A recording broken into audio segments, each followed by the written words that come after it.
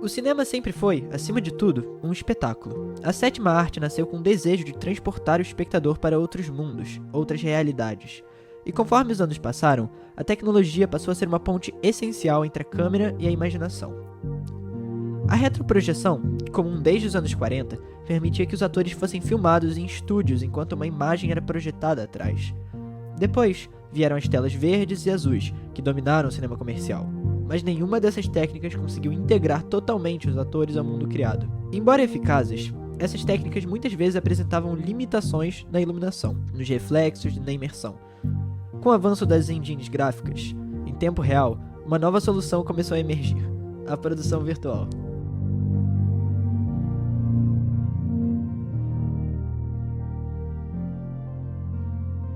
A produção virtual, ela é um método de produção que integra filmagem real, uma produção real com cenários 3D, e a gente faz essa integração através de um painel de LED.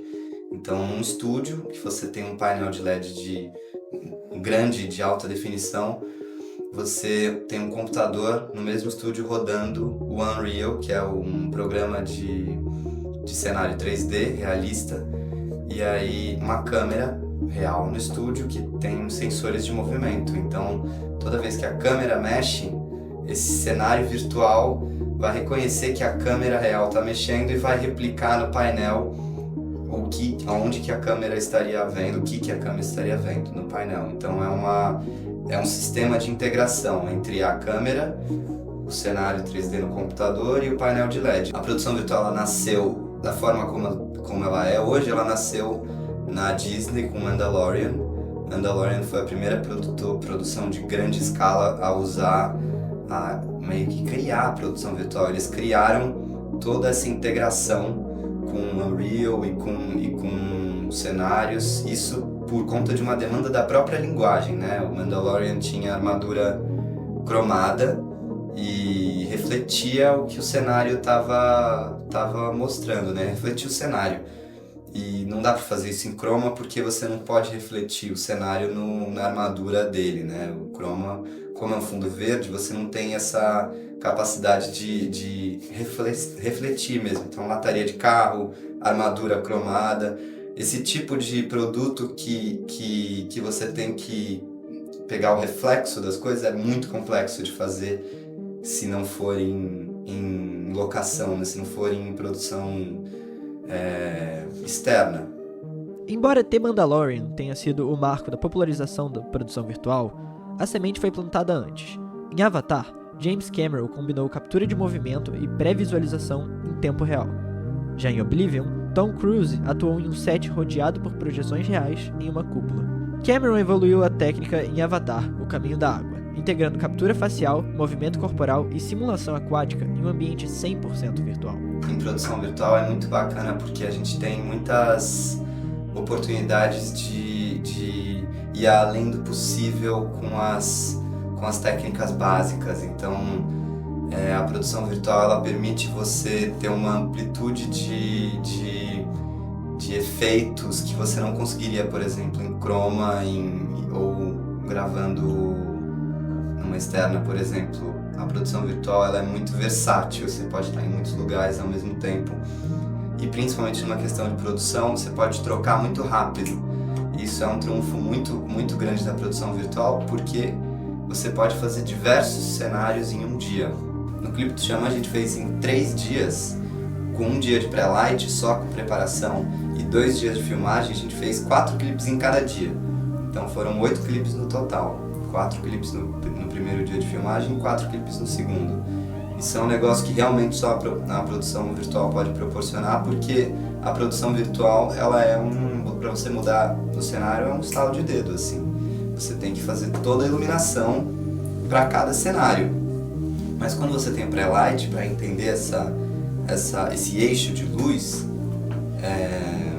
a transição de um cenário para outro ela é ainda mais rápida. Então, a gente demorava, eram diárias de 12 horas, a gente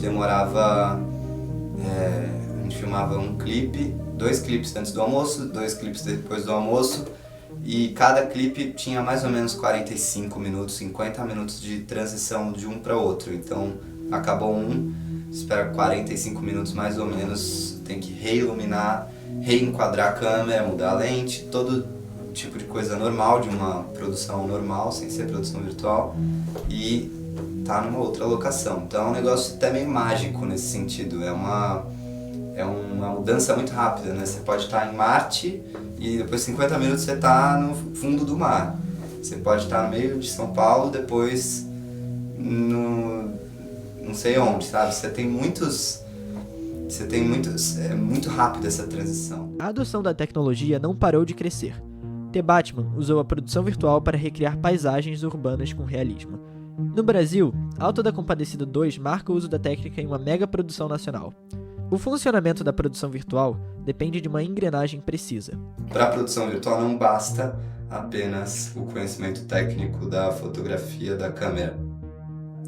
O profissional de produção virtual ele tem que entender muito do sistema de 3D.